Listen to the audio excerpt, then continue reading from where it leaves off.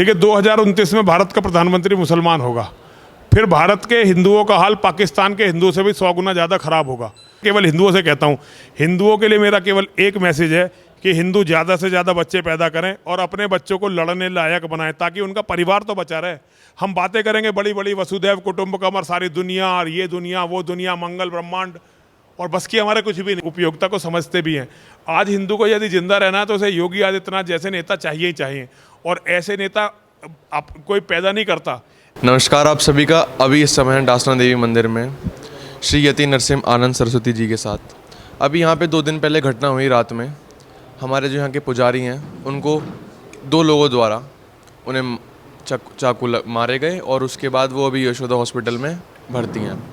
देखा गया है यहाँ पे बहुत सारे पुलिसकर्मी मौजूद हैं और काफ़ी चेकिंग चल रही है। आते वक्त पर्स भी चेक हो रहे हैं। तो महाराज जी, क्या ये चेकिंग पहले भी होती थी और इतनी सुविधा थी पहले भी? नहीं, सुविधाएं तो क्या, लोग तो यहाँ पुलिस वाले इतने ही थे, लेकिन इस तरह से चेक नहीं थे। अब अलर्ट हैं, कल अधिकारी आए हैं, सारे अधिकारियों ने डाटा है, तो अब अलर्टनेस है। देखिए कितने दिन रहती है।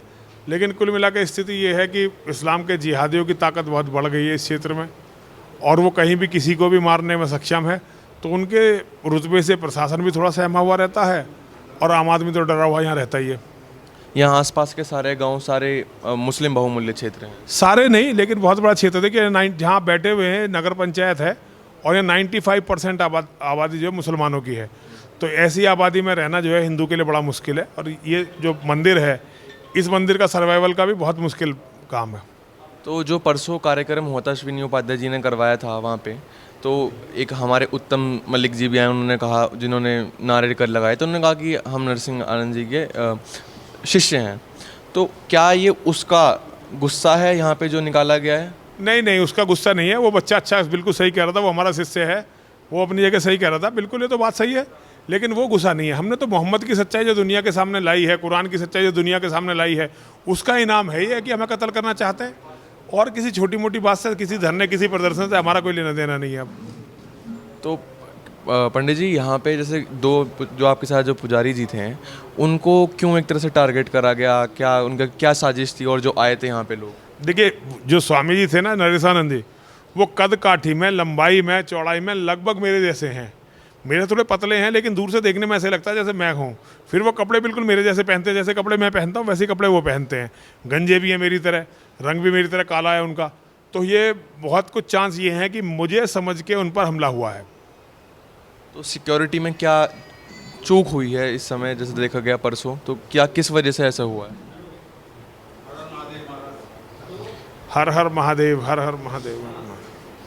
देखिए सिक्योरिटी में जो चूक है वो सबके सामने है, और सिक्योरिटी की चूक सब देख रहे हैं। इतने लोगों के सामने ये वारदात हो गई है, तो ये मतलब बहुत दुखद है। अब इसके बारे में मैं ज़्यादा और क्या कह सकता हूँ, बस यही कह सकता हूँ कि चूक हुई है सिक्योरिटी में। पुलिस कर्मियों द्वारा हुई या फिर आपके जो लोग हैं यहाँ पे उनके द्वारा? नहीं, मेरे लोग तो मेरे साथ इसमें ब्लॉक में सो गए थे ना। बाहर तो पुलिस वाले ही रहते हैं, जो पुलिस वाले सबका ध्यान रखते हैं, पुलिस वालों को ही वो करना होता है। उन्होंने नहीं किया, पता नहीं, अब इसके बहुत सारे कारण हो सकते हैं। हो सकता है वो भी सब आदमी थे, सो गए हों, या उनके विजन में ना हो कि ऐसा कोई आ जाएगा। तो ये बहुत सारे कारण हो सकते हैं, लेकिन लापरवाही है ये बहुत बड़ी। तो जो वो 2 लोग आए थे, उनके पास क्या क्या हथियार थे जिसे पकड़े गए? देखिए अभी तो ऐसा कोई आदमी पकड़ा नहीं गया। जब पकड़ा जाएगा, जब पता चलेगा कि क्या क्या हथियार थे। हाँ, वहाँ पे जो है, जो स्टेशनरी वाला नाइफ होता है, उसके कुछ चाकू के टुकड़े मिले हैं, क्योंकि बहुत एक्सपर्ट लोग उसका प्रयोग करते हैं, मतलब काटने में, मतलब किसी व्यक्ति को काटने में। तो ये हुआ कि वो बहुत व्यक्ति प्रशिक्षित था, जो था आए थे यहाँ पे, बहुत ही बड़े प्रशिक्षित व्यक्ति थे और उन्हें सब कुछ पता था। तो पंडित जी, जैसे यहाँ पे डासना है, यहाँ पे हिंदुओं की आबादी भी है, तो क्या क्या परेशानी झेलनी पड़ती है? मैं अभी बात करके आया तो डर का माहौल था, बोलते हुए भी डर रहे थे कि हम हिंदू हैं। ऐसी स्थिति है, तो ऐसा क्यों हो रहा है? देखिए क्योंकि हिंदू कमज़ोर है। हिंदू को पता है अगर यहाँ मुसीबत आएगी, कोई भी दूसरा हिंदू उनका साथ नहीं देगा। लोग आएंगे, भाषण देंगे, चले जाएंगे। जिस दिन हिंदू के लिए हिंदू लड़ना शुरू करेगा, जिस दिन हिंदू को बचाना शुरू करेगा, जिस दिन हिंदू का के अपमान का बदला लेना शुरू करेगा, उस दिन स्थिति बदल जाएगी। अभी तक क्या होता है कि हिंदू को जरूरत पड़ी, कोई बोलता ही नहीं उसके साथ। अब जब कोई भी नहीं बोलता तो लोगों का मनोबल टूट जाता है। लोग सोचते हैं कि हमें समाज नाम की कोई चीज़ ही नहीं, हमें तो अकेले रहना है। और जब अकेले रहना तो ये बहुत बुरा एहसास होता है। आज जो भी हिंदुस्तान में मुसलमान से लड़ रहा है, वो थोड़े दिनों में अकेला पड़ जाता है। अभी पंडित जी हम कल गए थे पाकिस्तानी हिंदू मजलू के टीले गए थे, वहाँ पे पाकिस्तानी हिंदू से इंटरव्यू लेके आए। तो जो उन्होंने स्थिति बताई कि उन्होंने ये भी बोला कि जो पाकिस्तान का हाल हुआ यहाँ पे भी जल्दी हाल होगा। तो ऐसे तो नहीं रहा जा सकता ना, ऐसे तो हाल जो वहाँ पे हो, तो इसके लिए आप क्या एक मैसेज देना चाहेंगे? देखिए 2029 में भारत का प्रधानमंत्री मुसलमान होगा, फिर भारत के हिंदुओं का हाल पाकिस्तान के हिंदुओं से भी 100 गुना ज़्यादा खराब होगा, क्योंकि यहाँ बहुत हीनियसली जो है मुसलमान केवल 20 साल में, देखिए सबसे बड़ी बात यह है कि वो हिंदुस्तान पे कब्जा करना चाहते हैं। मुसलमानों की इच्छा है हिंदुस्तान पे कब्जा करके इसे स्टेशन बना के वो पूरी दुनिया से लड़ें। ये उनकी योजनाएं हैं और उन योजनाओं में वो लगभग सक्सेस हो चुके हैं। अब कोई नहीं रोक सकता। 2029 में भारत का प्रधानमंत्री मुसलमान होगा ही होगा।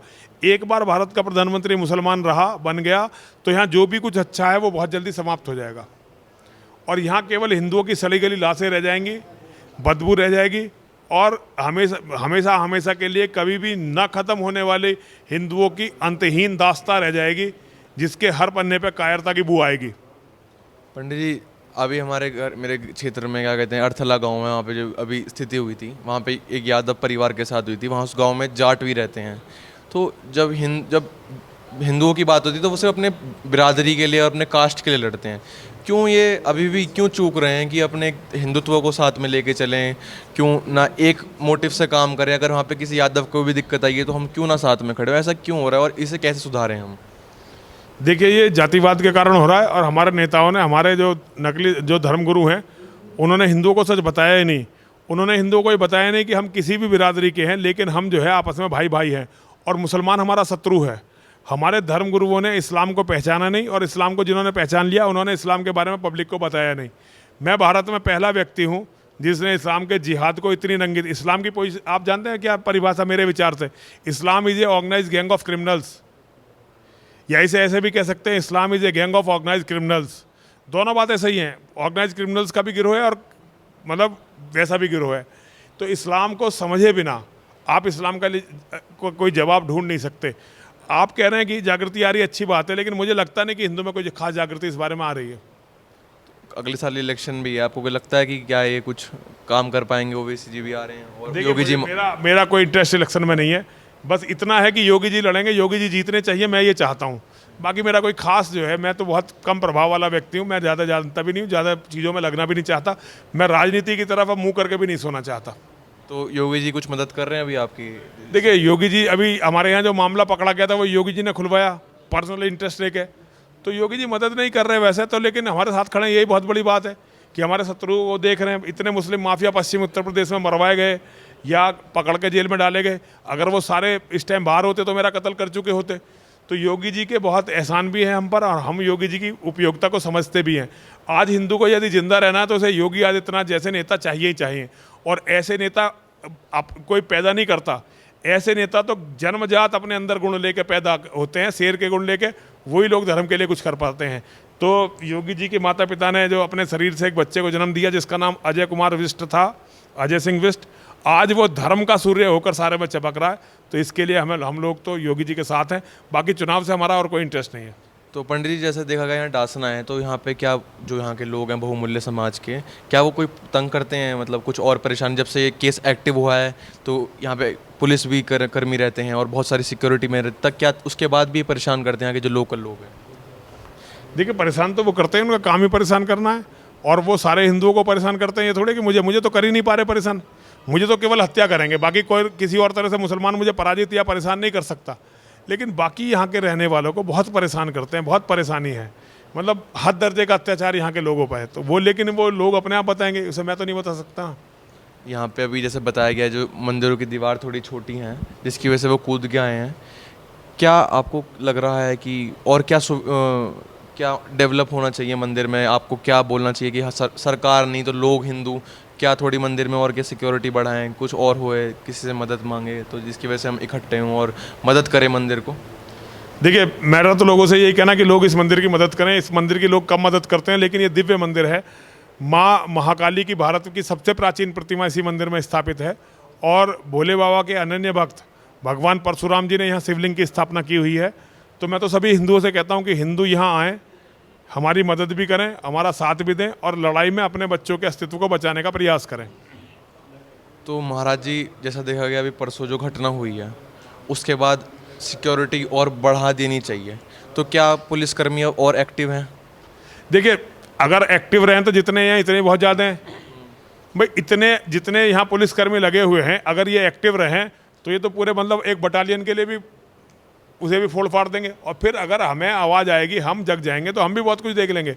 तो ये चीज़ें सब जो है मतलब हाइपोथेटिक चीज़ें हैं, मैं नहीं समझता कि मैं इसमें क्या कहूँ। लेकिन मुझे लगता है कि सुरक्षा मतलब हम जैसे व्यक्तियों की सुरक्षा में चूक होना, ये पूरे सिस्टम की लापरवाही है।